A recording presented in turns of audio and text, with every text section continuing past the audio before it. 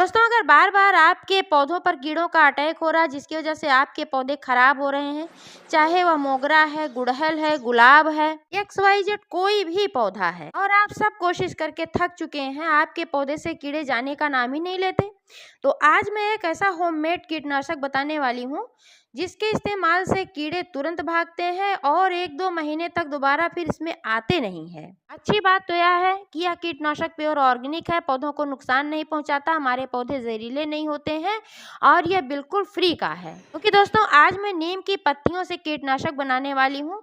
तो कीटनाशक पत्तियों से कैसे बनता है, इसका क्या प्रोसेस है और कैसे पौधों पर इस्तेमाल करना है, संपूर्ण जानकारी मिलेगी इस वीडियो में। तो प्लीज़ वीडियो पर अंत तक बने रहें, बिना स्किप किए पूरा देखें और जानकारी अगर पसंद आए तो लाइक करें, शेयर करें और चैनल को अभी तक सब्सक्राइब नहीं किया है तो प्लीज़ चैनल को भी सब्सक्राइब करके बेल आइकन को प्रेस कर दें ताकि सारे अपडेट्स आपको मिलते रहें। नमस्कार दोस्तों, स्वागत है मेरे YouTube channel gardening with Poonam में।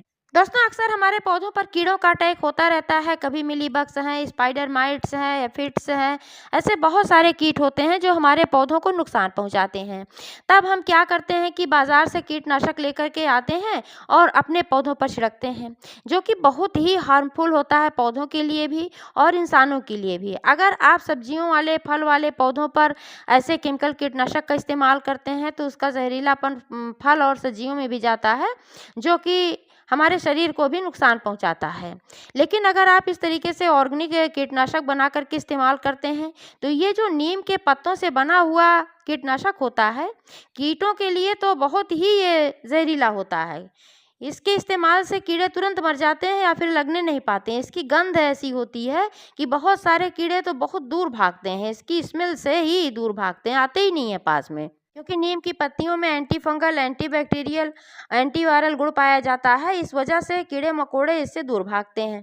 सबसे अच्छी बात तो यह है दोस्तों कि नीम की जो पत्तियां होती हैं, इसका कीटनाशक जब बनता है तो कीटों के लिए तो जहरीला होता है, लेकिन इंसानों के लिए, पौधों के लिए बिल्कुल सुरक्षित होता है, बिल्कुल भी जहरीलापन नहीं होता है। क्योंकि कई बार औषधि के रूप में 1-2 पत्ता हम इसका चबा करके खा लेते हैं। जैसे डायबिटीज़ वगैरह में अगर नीम की पत्तियों को खाया जाए 1-2 पत्ता तो बहुत फ़ायदेमंद होती है। तो इसलिए इंसानों के लिए, पेड़ पौधों के लिए जहरीला नहीं है, लेकिन कीटों के लिए ये बहुत ही जहरीला होता है। दोस्तों, नीम की पत्ती का जो रस होता है, इसमें एंटीबैक्टीरियल और एंटीसेप्टिक गुण पाए जाते हैं। इससे जब हम अपने पेड़ पौधे पर इसका छिड़काव करते हैं तो फूल, कलियां और जो ये पौधे होते हैं कीटों से सुरक्षित रहते हैं। यह एक नेचुरल कीटनाशक है और दोस्तों, जो इसमें एंटीऑक्सीडेंट गुण पाया जाता है, इससे पौधे में रोग प्रतिरोधक क्षमता आती है।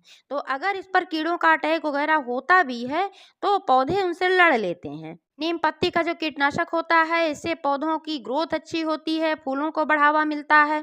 क्योंकि जब पौधा स्वस्थ रहेगा तो फूल ज़्यादा खिलेंगे ही, पौधा हरा भरा होगा ही।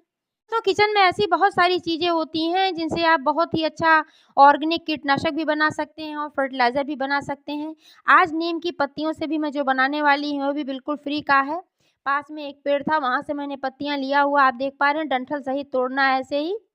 आप चाहें तो बिना डंठल के भी ले सकते हैं, क्योंकि इन डंठलों को तो निकाल देना है।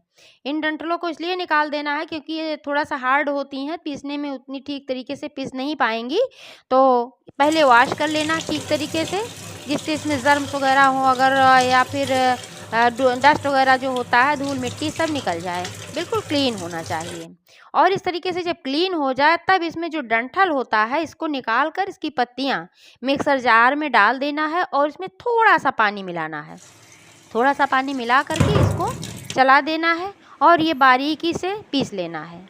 जब ये इस तरीके से आप देख पा रहे हैं मैंने पीस लिया है, ऐसे ही जब पीस लिया जाएगा तो फिर ये थोड़ा-सा लिक्विड है ही, पानी डला था इसमें और रस भी निकला है। तो अब क्या करना है, इसको छानना है। तो इसको छान लेना है सबसे पहले, क्योंकि अगर छानेंगे नहीं तो इसमें जो ये पत्तियाँ छोटी-छोटी हैं, पत्तियों के कण, तो जब स्प्रे बोतल में आप भरेंगे तो इसकी पाइप में भी फँस जाएगा और आगे भी फँस जाएगा और ये स्प्रे हो भी नहीं पाएगा, अवरोध उत्पन्न होगा और आपका स्प्रे बोतल भी खराब होगा, उसकी पाइप खराब होगी। तो इसलिए इसको छानना ज़रूरी है। तो दोस्तों, आप देख पा रहे हैं कि मैंने इसको छान करके रखा हुआ है और इसमें है भी ये 100 सवा 100 ml रस है ये। तो इसको डायरेक्ट नहीं इस्तेमाल करना है, इसमें और पानी मिलाना है और पानी मिलाकर इसको डाइल्यूट करना है। तो आप देख पा रहे हैं 100 ml ये रस है और इसमें ये जो कंटेनर है इसमें 1 लीटर पानी आ जाता है। तो इसमें 1 लीटर पानी ऐसे ही मिलाना है और फिर जब ये डाइल्यूट हो जाएगा तब इसको इस्तेमाल करना। अब आप देख पा रहे हैं कि बढ़िया ये डाइल्यूट हो गया है और 1 लीटर का कंटेनर पूरा भर गया है। इस रस को इस्तेमाल करने से पहले दोस्तों ये भी जानना ज़रूरी है कि जो ये पत्तियां यहाँ बची हुई हैं इनका क्या करना है। तो दोस्तों इनको फेंकना नहीं है, ये भी बड़े काम की चीज़ होती है। इसमें नाइट्रोजन की भी अच्छी मात्रा पाई जाती है, इसके अलावा इसमें एंटीबैक्टीरियल, एंटीफंगल, एंटीऑक्सीडेंट गुण होते ही हैं। तो इन पत्तियों को गमले की मिट्टी में मिलाना है। मिट्टी की सबसे पहले गुड़ाई कर लेनी है। मिट्टी जब लूज हो जाए तो ऐसे इस तरीके से इसमें मिला देना है। आप किसी भी पौधे में डाल सकते हैं, इससे मिट्टी में फंगस वगैरह भी नहीं लगने पाएगा और हमारे पौधे को पोषक तत्व भी प्राप्त होते रहेंगे। तो मिट्टी में ठीक तरीके से मिलाना। आप देख पा रहे हैं मैं ऐसे गुड़हल के पौधे में भी मिला दे रही हूँ, मोगरा में भी मैं मिला दे रही हूँ और अपराजिता में भी अभी मैं मिला दूंगी। तो 3 पौधों के बराबर का है, इतना मैं मिला दे रही हूँ। अब आप देख पा रहे हैं कि इस रस को मैंने स्प्रे बोतल में भर लिया है और अब इसको स्प्रे करना है। आप इसको किसी भी पौधे पर कर सकते हैं, कलियों पर भी कर सकते हैं, फूलों पर भी कर सकते हैं, पत्तियों पर भी कर सकते हैं, कोई नुकसान नहीं होगा। लेकिन बस मात्रा का ध्यान रखें, डाइल्यूट करके ही इस्तेमाल करें। अगर आप पत्तियों पर करते हैं, फूलों पर करते हैं, कलियों पर करते हैं तो ये सब कीड़ों से मुक्त रहेंगी, इस पर कीड़े वगैरह नहीं लगने पाएंगे, स्वस्थ रहेंगी और ठीक तरीके से ये पौधा ग्रोथ करेगा। तो दोस्तों इस तरीके से आप नीम की पत्तियों का कीटनाशक बनाएं और अपने पौधों को स्वस्थ रखें। जानकारी कैसी लगी कमेंट करके अवश्य बताइएगा। पूरा वीडियो देखने के लिए बहुत बहुत धन्यवाद।